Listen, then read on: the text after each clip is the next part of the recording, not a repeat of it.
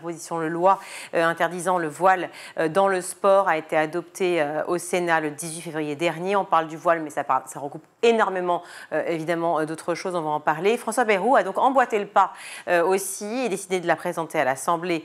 Ça a été fait et adopté. Je cite Aurore Berger dans l'hémicycle.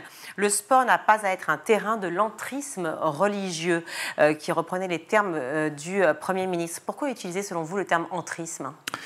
Je pense qu'il y a un vent mauvais qui souffle sur notre pays aujourd'hui. On utilise le terme de laïcité systématiquement pour tout et rien. Et on est en train de transformer la laïcité en outil d'exclusion pour beaucoup de nos concitoyens, et notamment de confession musulmane. Je ne vous cache pas que je n'ai aucune sympathie particulière pour le voile. Je suis un laïc, mais je ne suis pas un laïcard. Et je considère que, bien sûr, pour certaines femmes, et notamment dans d'autres pays que la France, le voile est considéré comme un moyen d'oppression. En France, non ? De patriarcat. En France, cela est possible. J'ai été, vous l'avez rappelé, ministre de la Jeunesse et des Sports, mais aussi ministre de la Ville. Oui.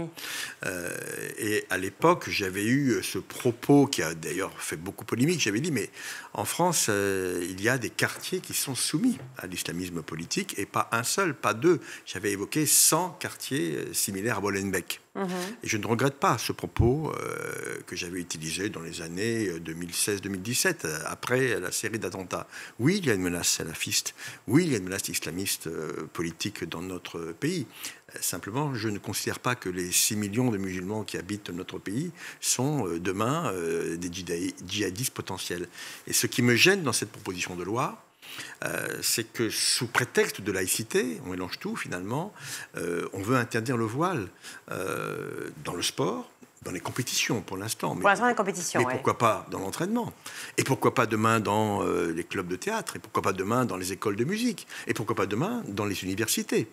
Ça peut être un choix de société. Et l'interdire aussi sur la voie publique, comme une soutane ou comme une kippa portée par d'autres communautés.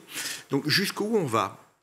Et c'est pour ça que la loi d'Aristide Briand, la fameuse loi de 1905, est une loi qui dit précisément, je vous ai retrouvé le texte exact, je crois que ça mérite d'être évoqué. Il y a de nombreux articles, hein, mais oui. La loi protège la foi à condition que la foi ne veuille pas faire la loi.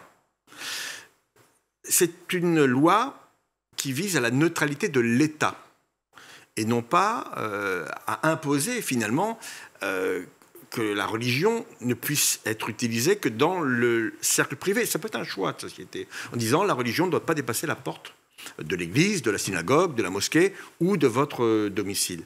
Mais je n'estime pas que porter un voile, ou porter une kippa, ou porter une croix voyante dans la rue soit constitutif d'un désordre public. Et vous voyez, la frontière est compliquée en la matière, et je trouve que cette loi va trop loin. Et c'est pour ça qu'on a voté contre.